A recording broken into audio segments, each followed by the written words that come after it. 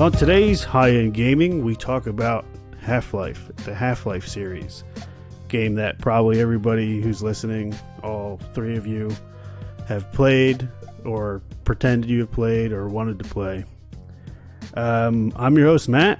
With me is co-host The Sleep God / Just Teddy. And we have a super special guest. Oh, yeah. Teddy, say hello. Hello. We have a super special guest today, Dusty Weiss. He is a huge fan of the Half-Life series. He's the host of the Lead Balloon podcast, a marketing podcast that's pretty great. It's not one of the boring ones. He's been voted one of the best podcasts of the year, I believe. I can't remember the exact publication. It was Adweek. Adweek's marketing podcast of the year, which is stuff. For sitting alone in my basement talking to myself is higher praise than I ever expected to get. Well, congratulations. Dusty is also the founder and president of Podcamp Media. So go check out the Lead Balloon podcast after this. Listen to this first. Then go Definitely listen to these guys first. And so he got Teddy, you hear that? He got a quote or a mention or what's it called? Celebration. I can't think of the word. In Adweek, which is a perfect segue for us to read our ad for the podcast. So we're recording on Remotely FM, and if you're a podcaster, you know how difficult it can be to record high-quality remote interviews. Remotely FM makes it super simple for you to record your next interview. The platform records each participant locally on separate studio-quality audio and video tracks. The tracks are automatically backed up, and much more. To start recording great remote interviews and to learn more, go to Remotely FM. I hate reading the ad. I always cut out the part after where I say I don't like reading it. Do you read ads, Dusty? You have ads? I've had to read an ad or two in my day. I don't have to deal with any right now, but it's cost of admission, really. If you want to get paid for what you do, it helps to have really quality brands that want to get at your audience and are willing to pay you to do it. So. Yeah, I always, ads. I wish I had more ads, and I wish I had abs. You know what I mean? I had abs once. Yeah, I had one ab. It's been a while. Forever. Ted, how many abs you got? I got one, and it's under a lot of stuff. So that's around where I'm from in Wisconsin. We like to say, "What do you need a six-pack for when you can have a kegger?" Yeah, there you go. I'm going to use that. It's all power. That's all power, Ted. That's all that is. So, before we jump into Half-Life, Dusty, which is your favorite game, correct? Half-Life 2 is my all-time favorite game. Half-Life 2. Ever. It is. Oh, wow. Did you play the new one? Did you play Alex? No. It's on my to-do list, but it pains me to say it that since I became a dad, my list of games to play is just getting longer. And I'm going to need to take a vacation from the kids just to catch up on that a little bit. Or, play it with them, but they're probably too young. Once they get a little bit older, I'm going to start introducing them to some of the classics. I got the SNES emulator. Okay. Ready to fire up. That's how you want to do it, right? Given the experience you had when you were a kid. In order. Playing the 8-bits and the 16, and then you're moving on to the PlayStation, you know what I'm saying? It's really a matter of making sure that they appreciate how good they have it, right? Yeah, because true. If you just drop them in to GTA 5, as a for instance, they're going to be like, oh, all video games are this. And you need to make them appreciate how we came up so that they can really learn to love video games the way that we did. It's sort of like the old debate that, I don't think it is a debate, but an argument I've had with some of my friends recently of, if you're showing your kids Star Wars for the first time, what order do you show it to them? Oh, man. It's funny, we did a Star Wars episode, and we actually, the two of us, we had to go pick up a USB from a friend of ours because they had an anime on there that we wanted to watch. And he was watching the Star Wars movies, and he was watching them. Oh, snap. chronologically. He was watching like one first, like episode 1, episode 2, or like the prequel trilogy, then the original trilogy, then the sequel trilogy. And we did a lot of talking about that on the Star Wars episode. We talked about the games for a little bit, but then we went into how like all but like 2 of the movies are really bad, are really bad in Star Wars of the 9. And sadly, yeah, it's like, but you still watch them. It's like, dude, I think every Harry Potter movie is like kind of trash, but I'll still watch all 9 in a row. Or if there's really, like, yeah, man. But I'm not gonna. You just let him play. You just watch Harry grow into a man, into a man wizard, and then he fights the guy from Red Dragon. that was just win-win for everybody. But yeah, no, you can't. I feel like there's a moral imperative. I don't want to drag us too far off topic. Oh, it's fine. We do it all the time. I think that there's a moral imperative with Star Wars to start your kids with 4, 5, 6. Yeah, I believe, you don't start them with 1, 2, 3 because you don't even then need to show them 1, 2, 3. Really, I feel like except for Samuel eventually, L. Jackson. Yeah, Samuel L. Jackson with the purple lightsaber is a moment. Yoda, fighting Yoda fighting Count Dooku is a moment. All right, like the prequel trilogy is not without redeeming qualities. It's just Darth overall Maul. Darth Maul, Duel of the badass. Fates. my God! That like the quickest fight in Star Wars history, the Darth Maul fight? That motherfucker just falls through the air shaft and is gone for the rest of the movie. When they cut him in half? Yeah, they cut him in half. Like they're like doing the little dance routine, you know. Yeah, and the windows are closing. No, but am I wrong? Isn't that like a really quick fight?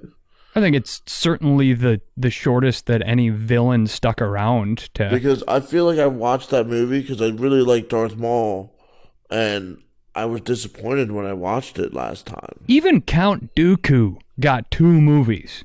For real. And What a Darth dumb Maul, name. who is like one of the most badass villains in Star Great Wars, sticks around for 1 movie and then just gets cut in half and disappears. And I get it, he comes back in the cartoon later on and Yeah, he comes back in the cartoon. Yeah, all that, as like a spider person. not the same. That's Not pretty the same. scary looking, though, like, honestly. Yeah, but I mean, like, we're all thinking it. Like, Just give he doesn't regular have- legs. he doesn't have his legs, he doesn't have his balls. I mean, assuming he's an alien, he might not have had, like, balls in the butthole. You know what I mean? I'm He's just probably a assuming- he probably did. Bolshinian. Maybe. Well, you see his chin. But, you know, you have to assume that he has similar... It's still gone, though. I was always actually fairly convinced that those horns on top of his head were his reproductive organs. Or that's where he poops It's like, out like of. an It's just- avatar. Like, they just play with each other's hair. They're yeah, possibly. They just lock the little demon tips at the top, like deer when deer fight. I know, Dusty, you know a little bit about deer fighting. I know a little bit about that. I actually got myself some venison this year by sounding very much like 2 deer fighting, even though I was not that. You rattled the antlers. I was working the rattle bag. Oh, the rattle bag and the during grunt the call rut. is what brought him in. Oh yeah. Oh, that's awesome. See, I was like, my deer that I got was right before the rut really picked up. It was in November, but it was before the peak.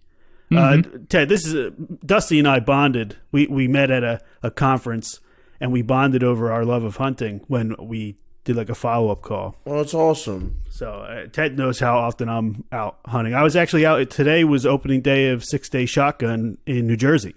Oh, nice. For deer, and I didn't. All right, so we go off on tangents. It's Nerds. That's why I make sure we run the ad. Because Anything after that, you're good. Like You're good. anybody You tick who's the tuned box. in for Half-Life is just like, when the fuck are they gonna? Guess what? You're gonna get 5 minutes of Half-Life. Fucking like, just be patient, motherfuckers. You know. So, opening day shotgun. Like everybody and their mother is out hunting because like just getting a hunting license in New Jersey, it gives you the right to go out for 6 Day Shotgun, and it's the only time you can shoot 2 bucks. Right. Oh, okay. It's a big deal. So it's the biggest day. Sunrise is at 7:08.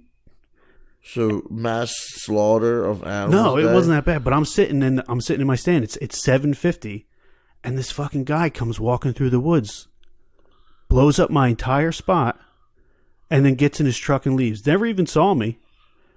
He was a hunter. Well, no. He wasn't a hunter. He was a guy that likes to go for a walk in nature with a shotgun. He's a clown hunter because you have to like he was window shopping, homie? He was window shopping. He's a straight up pretender. Oh, if I walk out into the woods with a gun, I'm sure a deer will present itself to me to be harvested. This guy sat in his stand for a full hour of shooting light on the most busiest hunting day of the year and just trashed my whole fucking setup. And I hate that. Yeah. I was just like, what little fucking doe runs by me? I could have shaken its hand, but that's the frustration of hunting on public land. And it's not public land. It's a hunting club. It's a hunting club, and this jabroni. This guy was just walking through your land. Betrayed me. What's he gonna do? He's not gonna leave the woods. Like he's gotta go. I understand it happens, but you can still be upset about it. You know what I mean? So gun deer opener here in Wisconsin, and I'm sitting out in my blind, and about 8:05, I had a little buck pop his head out of the woods, and he picked me immediately and took off running. Yeah. And so I took a shot on the run. I normally wouldn't, but I had a really long time to line it up, and I led him enough so that if I missed, it would be a clean miss, not a messy miss, if you know what I'm saying. Yes, sir. And so I missed clean, and he disappeared back into the woods. And then 20 minutes after I fired my 308, through the woods come two young women wearing blue and gray out for a morning hike on the opening day of gun deer season. Step right into the spot where 20 minutes earlier I had fired my 308. And I was just flabbergasted that anyone would be so dumb as to be out walking around in the woods, A, out for a hike, but B, not even wearing blaze orange. Dude, that's asking for trouble. Yeah, that's ridiculous. And for reference, Ted, like when you're sitting out there, and whether you've been sitting out for 5 minutes or 3 hours, once the deer that you want to shoot comes by, you lose your mind. Like your heart starts going bananas. You start you tense up. You're hyper focused. All sound goes away in the world, and it's just you and this creature that the bloodlust is real. It's called buck fever. Buck fever, man. And two women show up, and just fuck it all up. Yeah. Because the smell too, and your day's pretty much everything. Yeah, the noise, the smell. Yeah, it's over. You're not going to see any more deer. Yeah, they're just going to run the opposite direction. But so all right, that was great. I'm glad that whoever stuck around for after the hunting stuff, we're going to get back into video games because hunting, you all like to shoot guns in video games. Go fucking hunting. There's too many deer. There's too many ducks too, and geese, and they're all racist. So you're doing the right thing. No, I'm just kidding. Everybody's all like, oh, you would shoot Bambi? You would shoot Bambi? And I say, sparing him the alternative of starving to death and freezing to death in the winter? Yeah, I'd shoot Bambi and put him out of his misery. That's the big thing. It's the disease, too, because there's too many of them. They're all, incest and stuff like that. That's bad, man. Oh, yeah. No, they're thick. They're overpopulated, and so they starve to death in the winter because there's not enough food. So you're taking a critter that would starve to death and suffer in the wild and then get ripped up by coyotes after it dies, and you are turning that creature into food for your family. That is a much more productive use. Would they say humane death, right? Yeah, good clean death. Clean death for a deer. Or what we could do, nice segue, come and get ready for it. We could find a way to open up a portal to another dimension and send the deer there. Where there's enough food for everybody? No, they'll just get murdered by the Zen, which are the the Half-Life jabronis. So before we get into Half-Life, what games have you been playing? What games have you had time? This is a segment we do called "What Games Have You Played?" And I'm just gonna ask you what games you've been playing since we talked, Dusty. Yeah, 2020 for me has been about 3 video games. Okay. And the first one actually came out late in 2019. This is actually all the games I've played this year have been old school throwbacks to my childhood. The first one was Mech Warrior 5 Mercenaries. You guys played any shit. Mech I know Warrior? Ted knows Mech Warrior. What, for like the original Xbox? No. I'm talking about way original. Mech Warrior 1 came out. It's all based on the BattleTech universe, which is actually a tabletop game. But Mech Warrior is the original one came out. I think it was like 1992, 1991 for PC, and they put out 6 or 7 games for PC Was that like between a 2D in the 90s. side-scrolling game? No. This is 3D first-person piloting game. Gotcha. Where it's not a flyer.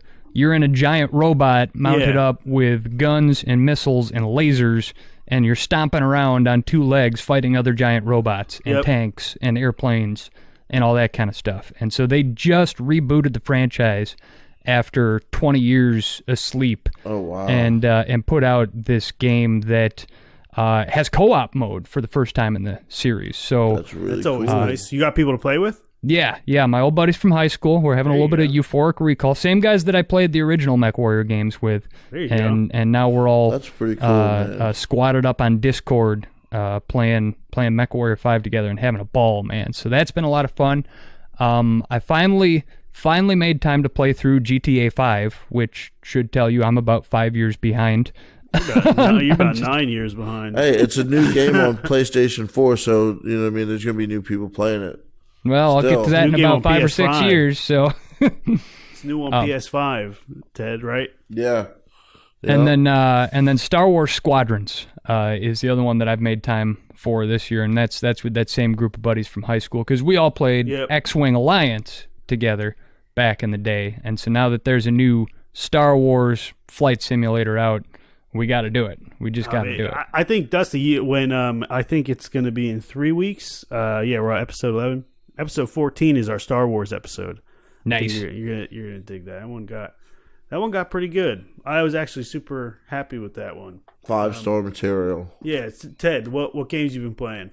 I've still been playing Deus Ex. This is like the 3rd time I'm playing through it. That's classic. And, well, I guess I'm playing the last one that was made, Human Revolution. I didn't play... So I played Human Revolution, and I played the one before it. I'm trying to remember what it was called. But I haven't played the original ones. Because I heard the original ones were, like, super, super good. But... That's that? You been playing Tekken still, or what? No, dude. Because I don't know. I haven't played it in, like, a while. So, like, I'm not as good. So when I go back on there, I just, like, get my ass kicked. Yeah. So, like, last time I played, like, I think me and my brother played. I won 1 match, and he won, like, 21. That's kind of like somebody else we Ouch. know is 1 in 20. Yeah, we did a Street Fighter episode, and our buddy Rich, he's the recurring Rich. He's in episode 1. We told him, we're like, Rich, because, like, in Street Fighter, you fight chicks, you fight monsters, whatever. Whoever, like, you... I mean, I guess Blanca's kind of a monster. Yeah. That's what I've been playing, Dusty. I've been, like, hard into the old Street Fighter games because the 30th anniversary collection came out on Switch, and I've been playing them. I fell in love with them. Like, I didn't play them back in the day, but, like, now I'm playing them. I'm like a 25-year late Street Fighter fan. Sometimes they're worth revisiting. Dude, I was fun, left in man. left with a very sour taste in my mouth by Street Fighter because my best buddy growing up was really good at it. Okay. So if I ever tried to play it with him, I was the guy who was 1 in 20. Yep. I would just get my ass handed to me. Yeah, 1 in 20 is the number, man. 'Cause, we asked Rich, we were like, dude, so what we're going to get to a question from a fan, which the question from this same fan asked Rich, he goes, how many fights have you gotten in with women, and what is your win-loss percentage? And he was like, I'm like 1 in 20. it was like his sister, and it's like, oh, that one win was like the last, like she didn't want any smoke after that because he had grown into his man muscles. Yeah, it was pretty legendary. Yeah. So yeah, I've been playing Street Fighter a lot, and I've also been playing Legend of Zelda: Link's Awakening, the remake on Switch. I'm a pretty big Switch guy because I play laying down. Oh yeah. And I also play I Walk on the Treadmill. And did you hear that they had a update for the Mario collection? Oh, really? Oh, if they didn't add Mario Galaxy 2, then I don't care. They added support for GameCube controller, I think. Oh, that's right. I did see that. It's trash. This is what Nintendo did. They put out a game, the Mario 3D All-Stars, and they said you can only buy it between November and March, and then it's never going to be sold ever again. So everybody bought the shit out of it. Yeah, has it been 6 months already? Did they shut it down yet? No, it's March. It's so much time to buy the game. I got swindled by Nintendo. You really think they're serious about not selling it after March? It says it on, I mean, they said they were going to shut down digital copies too. Yeah, they were going to stop digital too. The Eagles said they were going on a farewell tour in like 1988, and guess what? The Eagles are still playing together. What's that line in Big Lebowski? I fucking hate the Eagles, man. Man. I always thought that was about the Philadelphia Eagles because I'm a Giants fan. Well, don't worry. We Green Bay Packers did a number on them yesterday. I respect the Green Bay Packers. I respect the Packers. I don't respect the Cowboys. No, I the like Cowboys, the Cowboys, are trash. but I liked it back in the day. All my friends who are Cowboys fans, trash. You heard it from Dusty. He's not even from here. I'm sorry. We're America's team? Oh, okay, why are you America's team? Because we were good in the 90s and because we're from Texas. Yeah. That's your justification for being America's team? All right. Yeah. Yeah, I was gonna say some shit, but we'll just move on. Because of that question from a fan, we got this question from I'll let you pick. You there's Abernathy or Jimothy. Which question do you want first?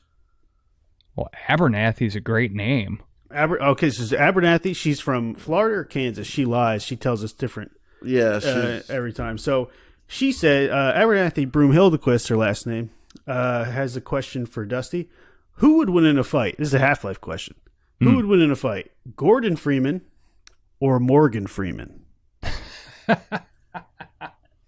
Gordon Freeman by a long shot, but the Morgan Freeman's voiceover, God. The voiceover would be epic.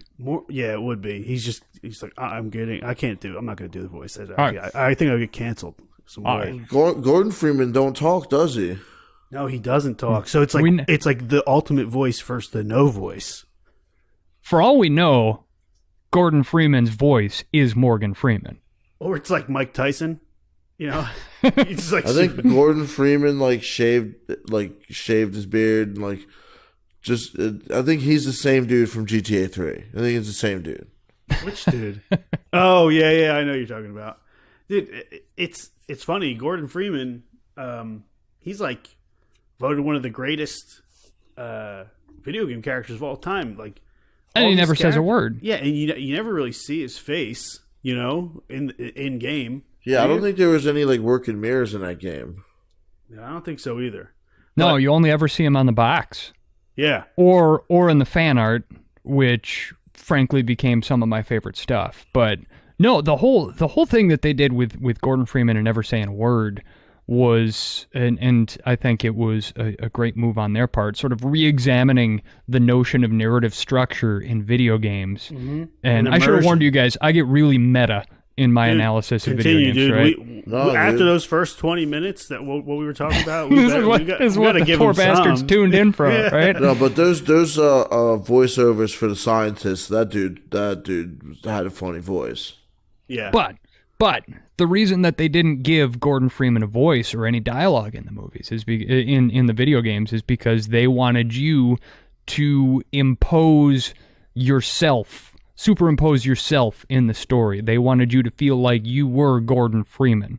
And so I don't know about you guys, but when I played those games and somebody walked up to me and talked at me, I was yelling at my computer.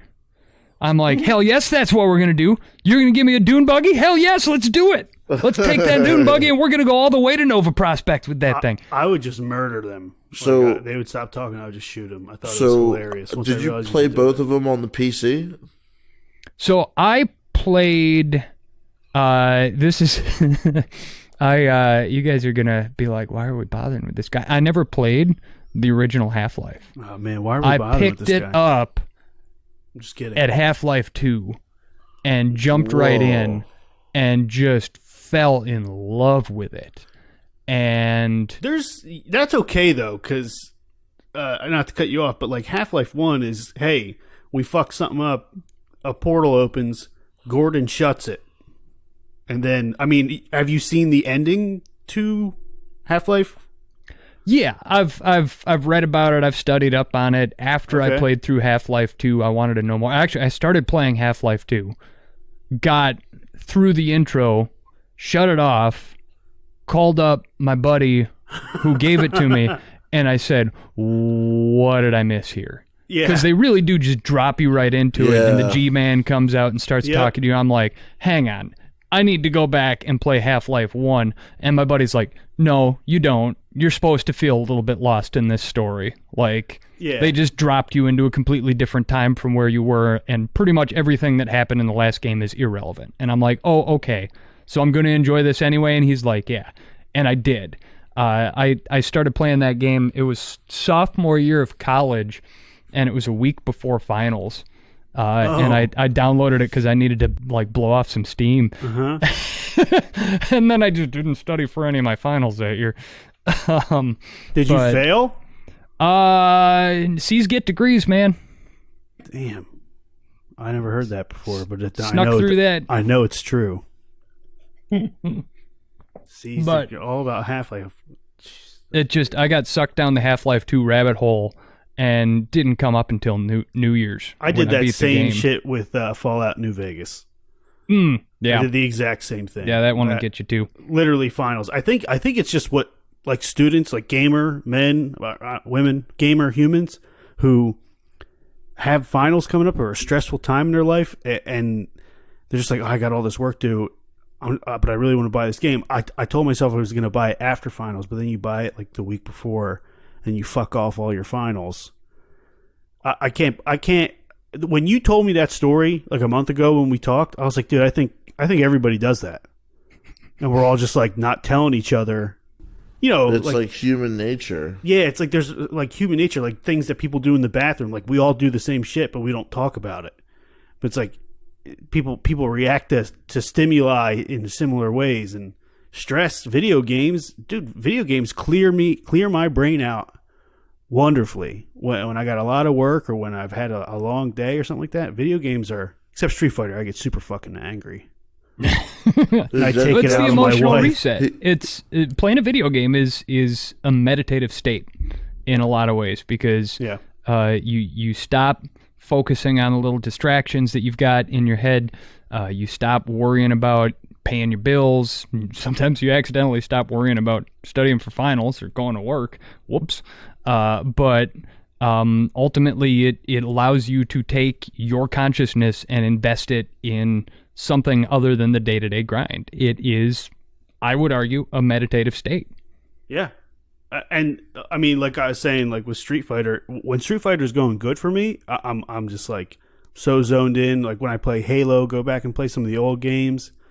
It is definitely a meditative. It's definitely like where I want to be. Teddy, you know what I'm talking about. It's like when I get a game or the only other time it happens to me is when I'm working on something I really enjoy, or like I'm reading a book that I really, really like, where I just can't get enough of it.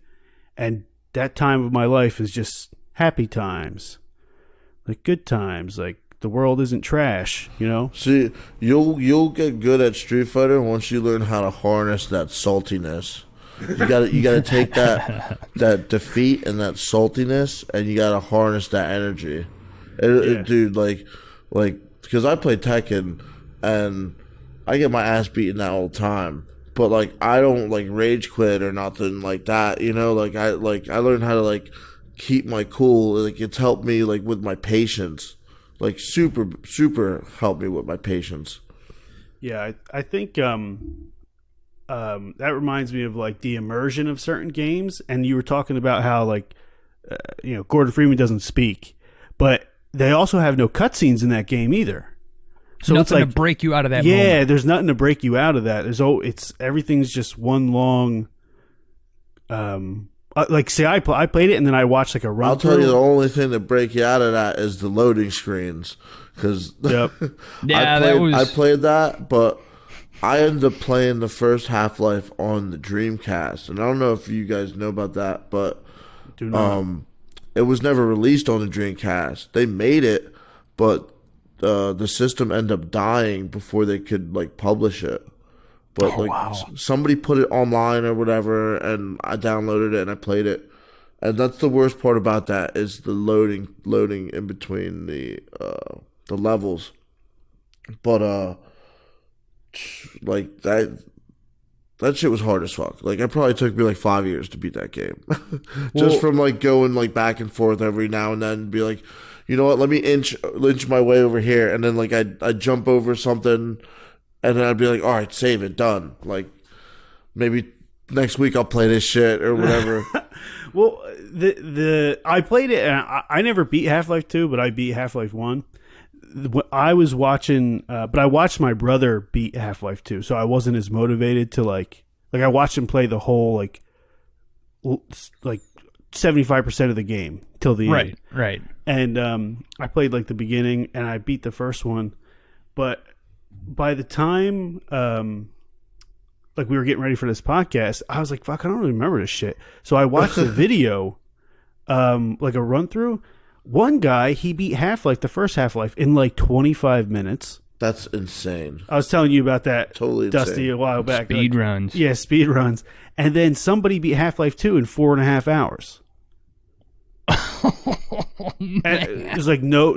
It's like it's on YouTube. It's like no comments, no deaths, and that's no no load cheats. screens. That's no.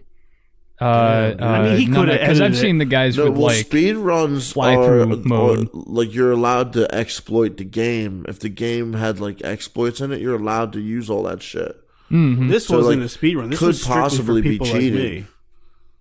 Yeah, maybe. I think this was just like, hey, I'm going to put the full run through of the game. It's just a bunch of puzzles, pretty much, right, Dusty? But he just mastered a shitload of puzzles. Well, it's puzzles. What I loved about Half-Life 2 was that it's not just pure shooter.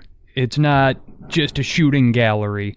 There are moments of really intense action followed by really... Definitely spaced out pretty nice. Yeah, just the pacing was so great.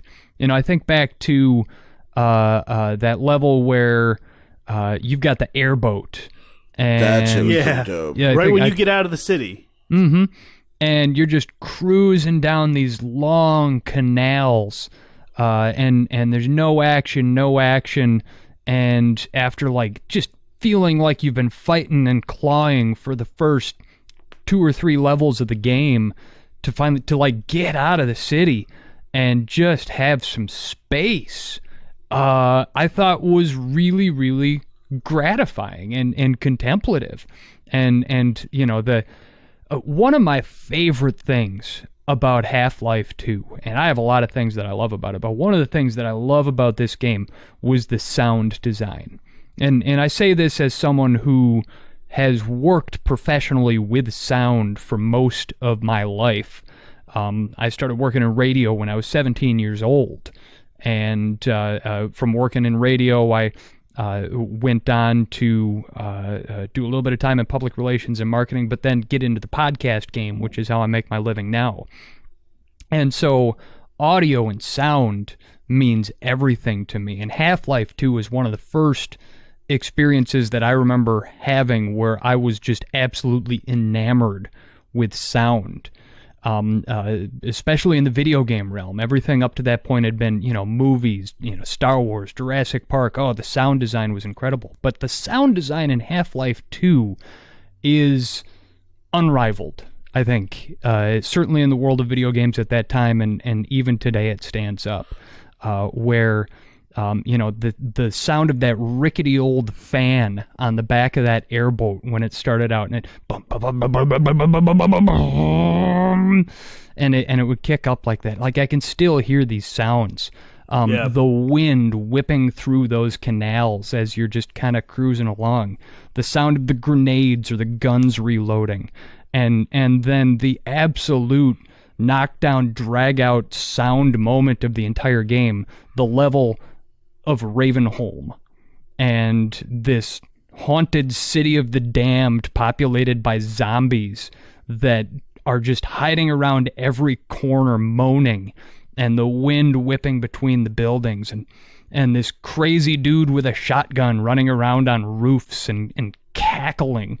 The sound of the downspouts on the side of buildings as you're sitting there, and these like werewolf creatures are climbing up the downspouts, and it goes ta-tung, ta-tung, ta-tung as the downspouts are rattling back and forth, and these creatures are like slavering their way up the thing. Just the whole thing is just one great big old PTSD factory where I went back like you, Matt, and I watched a few levels of playthrough just to like refresh myself, and heard those sounds on the Ravenholm level, and instantly just got the same goosebumps that I got more than 15 years ago when I played it for the first time. The audio will do that. They say it was like 80% audio, 20% video in movies. And then you say that to people now, they say, no, it's 90, 10. Like, my favorite sound was getting your health back from the it's like the percentage of like your that whole shit.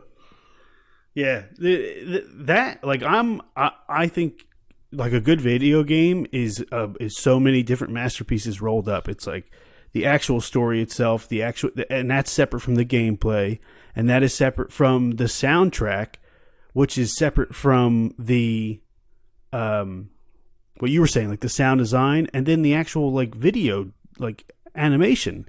Like those, each one of those things can be broken off and used in another medium. That was like one of the first games with like real physics too, right? Oh, the physics engine was incredible. Yeah. And the ragdoll physics was the best part, where you'd blow somebody up and it wasn't like up until that point in video games, when you killed somebody, there was like a built-in animation for how they died. Or they just disappeared or some shit. Yeah. Like if you shot a dude in Doom, he would go bleh, and then he was down. And Half-Life 2 was the first game where they're like, you know what, we're going to make this realistic, where, you know, if they're moving forward and they get shot, they're going to fall forward. If they're standing next to a barrel and it blows up, they're going to go flying, and their arms and legs are going to get all twisted around. And it was shocking stepping into that for the first time and seeing these much more realistic deaths portrayed. You know, I've been playing violent video games since I was like 7 years old. You go off and you'll see the body just like cartwheel up in the air, just flying across the room. You see a blood splatter on a wall behind it, like And then, of course, halfway through the game, they give you the gravity gun. Yep. And then you're just picking up barrels and blasting people with it, and then just giggling like a little schoolgirl as their bodies just get mangled by these like that was just I think that's where I'm actually stuck now. I have got the gravity gun, and I'm in that workshop with all those blades. So that's where Ravenholm. Yep. Yeah, that's where I'm at. Yeah, that is let's talk about Ravenholm for a second, right? So before the portal opened up and these interdimensional aliens came in and took over, what the hell kind of town was Ravenholm? Because there's just saw blades laying all over the place willy-nilly. Booby traps too, right? And explosive barrels just like everywhere. I gotta figure that Ravenholm was some sort of sawmill and napalm factory. And who in the damn hell would want to take their family to live in a sawmill and napalm factory? I mean, houses are cheap there. Maybe that's what was booming. You can get a 3-bedroom house for $40,000 there. The quality of life ain't great, but the cost can't beat that. Sir, just avoid the explosive barrels on your way to work. It's like, oh, your kids go down and they play at this park on these emptied out explosive barrels and recycled saw blades. That's what they made the slide out of at the park. Oh my god, Jesus. That's that kind of stuff. I mean, some stuff they're in video games. Like, why would there be health things on the wall all over the place in this world? Why would there be the? Because that was in the first one. That kind of made sense in the first one. It don't make sense. It made a little bit more sense in the first one. What the hazard he's in the suit facility? What's it called? It's not a power suit. That's what Samus wears. The heavy suit? The HEVvac suit or some shit, right? Dusty, you know what it's called? Oh, I always just thought it was Gordon's suit. I don't know. Okay, so hazard suit. I think hazard suit, right? It might be hazard suit, something like that. But when you walk up, like, there's just like charging stations for this unique suit, like all over the place. That's the suspension of disbelief that I'm okay with. You know, like it's hey, you know what I'm okay with too, and how in the boat you have the gun that has infinite ammo. Yeah. Yeah, that should have bothered me more than it did if it wasn't so fun to just drive all around blasting the holy crap out of everything. I would have been more bothered by the infinite ammo, but I got over it pretty quick. Well, not only that, but the gun in the boat, the gun was like didn't like the Vortigaunt install it. Like that friendly alien dude. Yeah. He's like, oh, yeah, I'll give you this gun. So I always just figured that he used some of his, like, alien magic, whatever, to make it unlimited ammo. Yeah. And, like, you got to do that. You got to connect it in your own brain so that you can enjoy it. Like, you know, like those eagles in Lord of the Rings. Like, why didn't they just fucking show up early and fucking help everybody out? Like, literally, I just remembered meeting that dog. Or the AI dog. Dog the robot. Yeah, Dog the robot. That shit kind of scared the shit out of me at first. I was like, holy shit, I gotta fight this thing? That's what I was thinking. I was like, I don't think I have enough ammo to fight this thing. Is that the one that you catch? That's when you get the gravity gun and you like play catch with them, yeah. Alex's pet robot, which is named Dog. Which craziness. Again, Half-Life 2's ability to take and the graphics were good for the time, right? Yeah. But looking at them now, good. Well, they put all sorts of mods on them now. Like the ones you watch on YouTube, they're all modded out. It looks beautiful. It looks like a PS4 game. That's good. Well, at the time, like, you know, it was pretty good for the time. But looking at it now, it's like, oh, that's pretty clunky. But they made you fall in love with those characters. I was emotionally invested in Dog the Robot's well-being. You know, later on when you are fighting in the streets with the Resistance and Dog comes out and he's fighting, he jumps onto one of those flying gunships and zooms off over their horizon. I'm like, no, Dog! Come back to me, boy! I hope you're all right. And isn't this a game that has multiple endings as well? I don't know. I do not think so. I think there's just the one ending. Okay. But what happens at the end? Oh, the end. Well, are we doing spoilers? Yeah, fuck everybody else. We're doing spoilers. All right. At the end of the game, Gordon Freeman.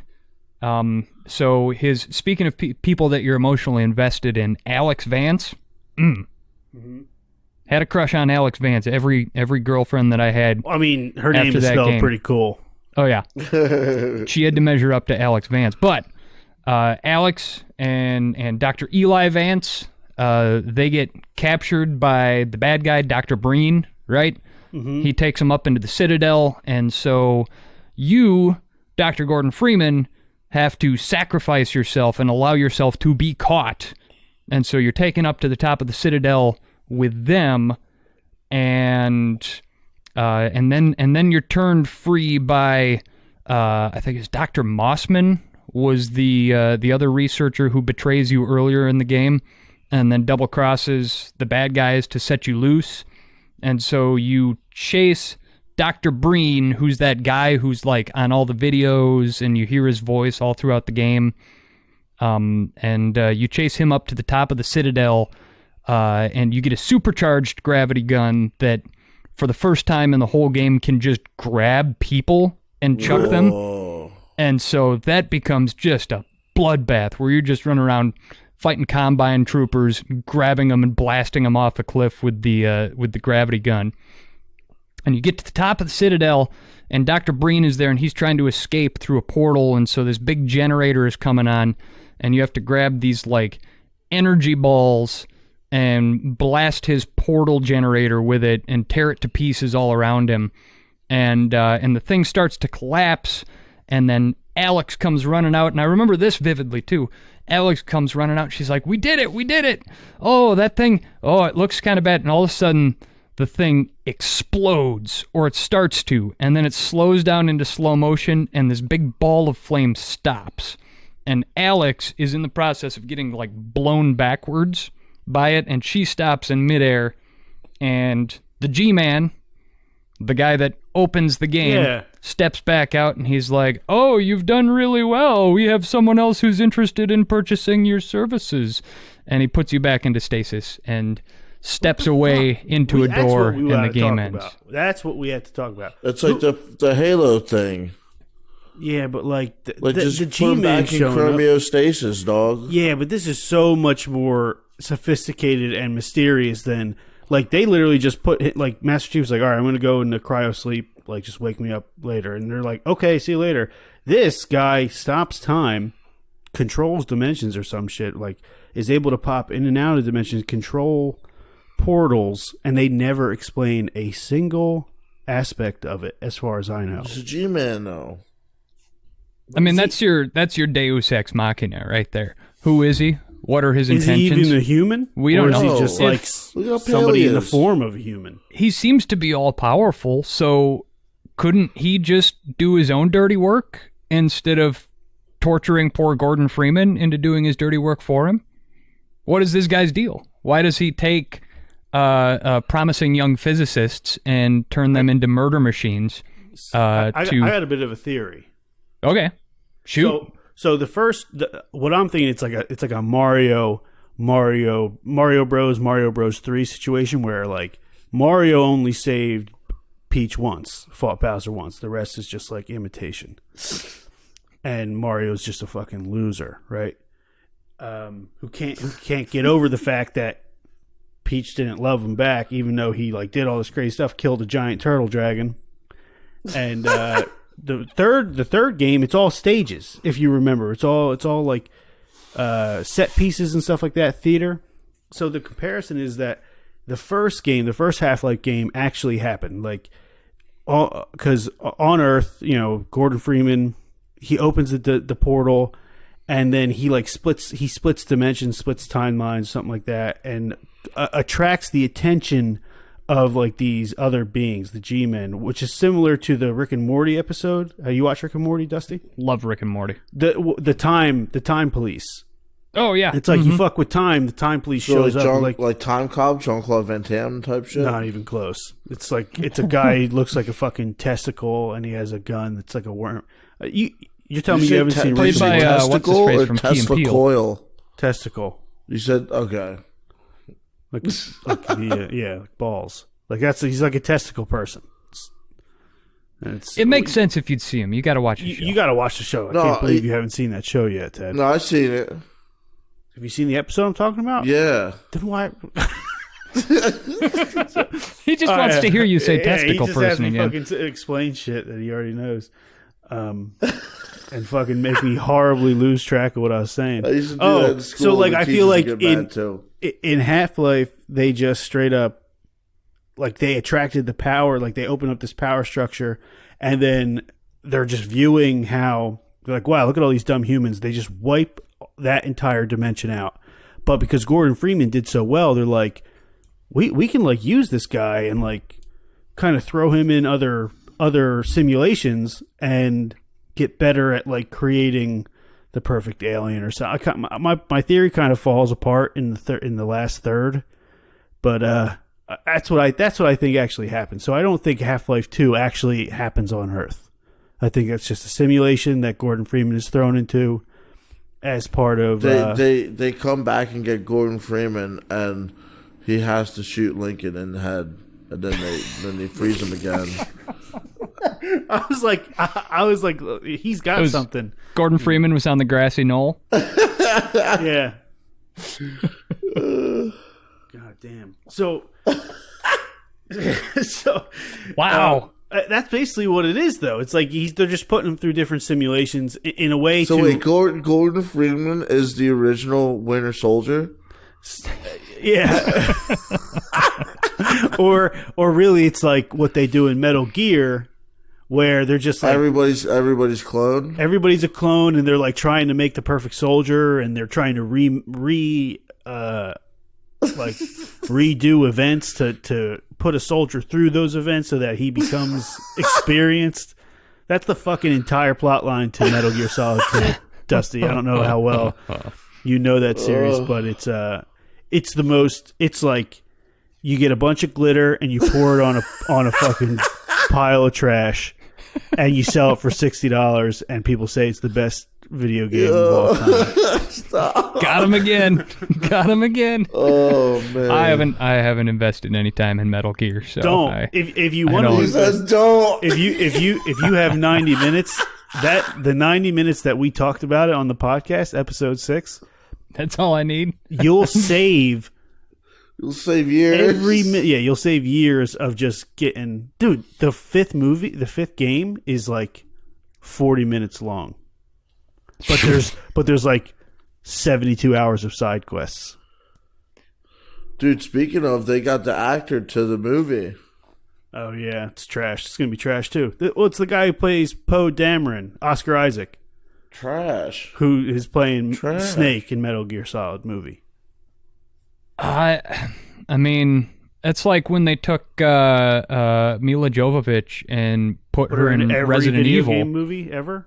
Well, but Resident Evil was the first one, right? Yeah. Yeah. And everybody who was a huge Resident Evil fan went into that, and they're like, "Oh man, we're going to see Raccoon City, and we're going to do this." Leon. And everyone's disappointed. Let's play video game had nothing to do with the movie that was produced, bearing its name. Wasn't Jill in the second one though?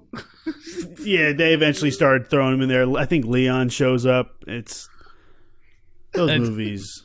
But Mila Jovovich was like the hot commodity at the time, and so they grabbed her and they're like, okay, you'll do.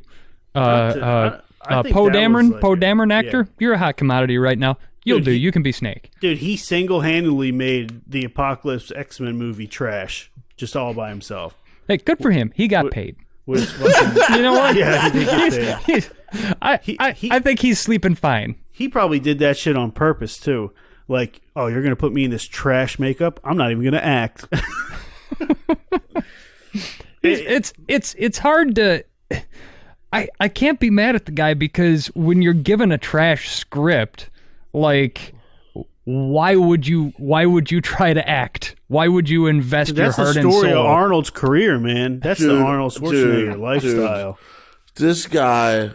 Well, we were at Rich's house and Jingle All the Way was on, and he was cracking on Jingle All the Way. Oh my god! And I think that movie is a masterpiece. So I'm looking at you like, am I missing something here? Is my nostalgia blinding my eyes? You're missing taste. That movie's hilarious. Yeah, it's like you look past all the horrible like. One star. I can look past a lot of shit if Arnold's involved. in the movie, honestly. Dude, the best part of that movie was that it ends. The best part of that movie, Sinbad's in that movie. I was going to say Sinbad. Was he? Yeah, I he was. He was remember the mailman. nothing. I remember nothing about Jingle All the Way. I know I've seen it. He's got to get Turbo Man for his kid. The Turbo Man because he's a bad father, and if he gets his toy for his son won't do drugs when he's older. It's like back in the day when everybody had to buy their children the Buzz Lightyear. Yeah. It's like the same scenario. Tickle Me Elmo. Tickle Me Elmo. That was a big thing. My parents got me Elmo. I don't know how old I was. Well, you got Buzz Lightyear? Does that matter? No, I got Woody, they got me the horse. I didn't even get... Only Buzz Lightyear I got was out of the damn kids' meal. and check this out. My parents got me the Gorgonauts, too. I didn't even get any small soldiers. I had all Gorgonauts, dog. You remember that? You remember that movie, Dusty? Small Soldiers? Small Soldiers. Nope. Oh man, Not doing anything for me. That was like a 1997 John. You know what I remember about the 1990s? I remember Bill Clinton and Nirvana. What about Bill Clinton? Certain And event. The Oval, a certain thing. The Oral Office. You know, and then I remember getting a detention in middle school, and that's everything I remember from the 90s. Damn. Wow. And Independence Day. Yeah, That was a good movie. I like the second one. It was like 20 years later. But Will Smith wasn't in that one, though, dude. No, he died. He died So off screen. It doesn't matter. That one doesn't count. I can't believe how much disrespect could the producers of Independence Day 2... Is there anything they could have done more to disrespect Will Smith than to be like, They could have put his son in it. His character died in a plane crash. They could have put his son in the movie instead. That would have been worse. You think so? Well, You know what I'm saying? Dusty, we're coming up on an hour. I don't want to go over. You good for a couple minutes? I got a few more minutes for sure. Okay, well, I want you to get some closing. There's three things that we Did need to do. Abernathy ask her damn question? Abernathy was she asked the question Gordon Freeman versus Morgan Freeman. Oh, okay. But we have one more question from our other longtime fan, Jimothy, and then I want you to talk about your podcast real quick, and I want to do closing thoughts slash video, like closing thoughts on Half-Life slash video games you're looking forward to. So, which one do you want to do first? I'm gonna let you choose, Dusty. Oh my gosh. Let's do the question from Jimothy. Okay, so And I honestly all right, yeah, I'm for it. Let's do it. okay, so Jimothy, he's a weird guy. He goes, what's the difference between the game Half-Life and a midlife crisis, and why do both of them make me horny? I changed my mind. I don't want to do Jimothy's question. So That's fine. Fuck Jimothy, you're axed out. You don't have to answer You don't have questions. to. Jimothy Testaverde from New York. I've never met him. He just popped up in my emails, and honestly, I don't know if it's a real person or not. I think he emails the wrong I think it's podcast. Ted. I think it's Ted. So you know what? No, I can do this. I can answer this question. The difference to between repeat it? Half-Life 2 and a midlife crisis. I can do this because There was a second part to the question. Do you want me to X that part out? I don't know why it makes him horny. Either one of them. I'm gonna let him sort that out. But I could tell you the difference between Half-Life 2 and a midlife crisis, because you look at Gordon Freeman, and he looks like one of those dudes who's middle-aged, but he's Hipster? cut, right? This is a dude that's not going to have a That midlife leathery crisis skin. because he takes care of himself. Yeah. And it was around that same time I went through all my midlife crises when I was in my early 20s. Went out, bought a motorcycle. Damn, you're saying you're only going to live to be 40? That might be the takeaway lesson here. I hope that's not the case. But what I really hope it means is that by getting my midlife crises out of the way, when I was a younger man, I won't have any when I actually get to the point of being midlife. And so I look at that period of my life when I was 19, 20 years old, playing Half-Life 2, living my best life, going out and taking stupid risks, staying up all night, riding around on a motorcycle, doing all these things that you're supposed to do during a midlife crisis. And I look at that and I say, Just with a healthier heart. I was able to live my life to its fullest when I was a young man. So now that I'm an old man, 35 years old, settled down, wife, 2 kids, not as much time for video gaming as I want, now I don't have to worry about it. I got it all out of the system. Midlife crisis averted. Yeah, man, I went through a bit of a time in my life. I used to really like to light stuff on fire, so I know exactly what you're talking about.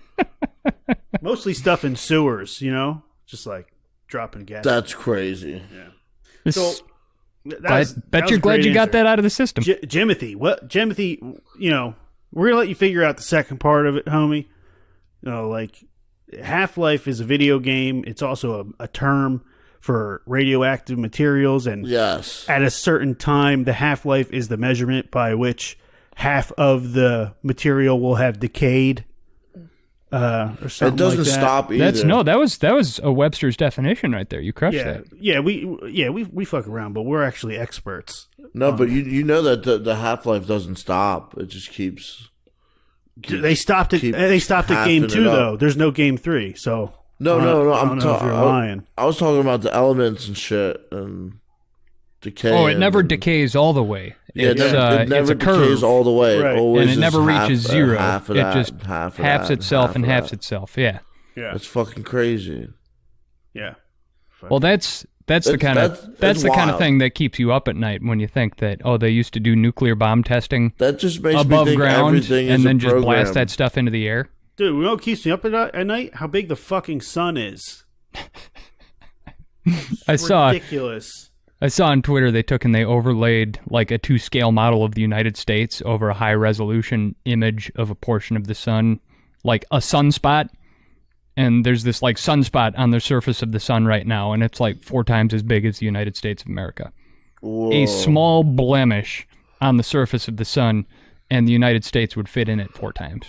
I have a better time staring at the moon than staring at the sun, guys. You and Donald Trump. Yeah. It's crazy. It's crazy the size of the sun in comparison to the sexual frustration of Jimothy Testaverde. He probably turned off at this point. He probably got this far waiting for his question to be answered, and then got really frustrated and just turned it off. This way he is, guy. I mean, I know I'll have Don't another come question. to me with your sexual frustration questions. Yeah, man. Deal with it like a man and figure it out for yourself. So, Dusty, what games are you looking forward to, and what are your final thoughts on the Half-Life and the episode that we just recorded? Well, games that I'm looking forward to right now, again, like I mentioned, I'm a few years behind on my games. So the one that and we got a long winter ahead of us here in Wisconsin. Anybody in a northern climate right now, the pandemic still raging. The COVID is no good. My wife is a physician and works in a hospital, and they're up to their eyeballs in COVID patients. Ooh. And what that means is we ain't going anywhere this winter. We're not going to see our friends. We're not hanging out. We're not going out to eat. We're not going to the movies, because at any time we could be carrying around this potentially deadly virus and giving it to the people around us. So we're taking it seriously. We're hunkering down. And what that means for me is I'm going to take a little more time this winter and dig in on some video games. Dude, that makes you a hero. Has that changed your grocery shopping ways? You got like a hazmat suit? We mask up. We take it seriously. And brings his gravity gun. I've always I do my Gordon Freeman impression going in there.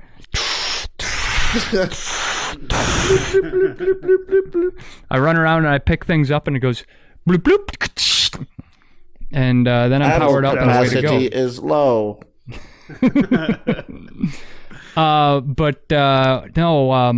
What I'm looking forward to digging into this winter is Red Dead Redemption 2. Ooh. Man. I loved You'll Red beat Dead it in Redemption. no time. And Red Dead Redemption is a great game. The original one's a great game. I haven't played the second one yet, but here it's a borderline masterpiece / crazy, because like some of the mechanics, they say it takes a long time to do things.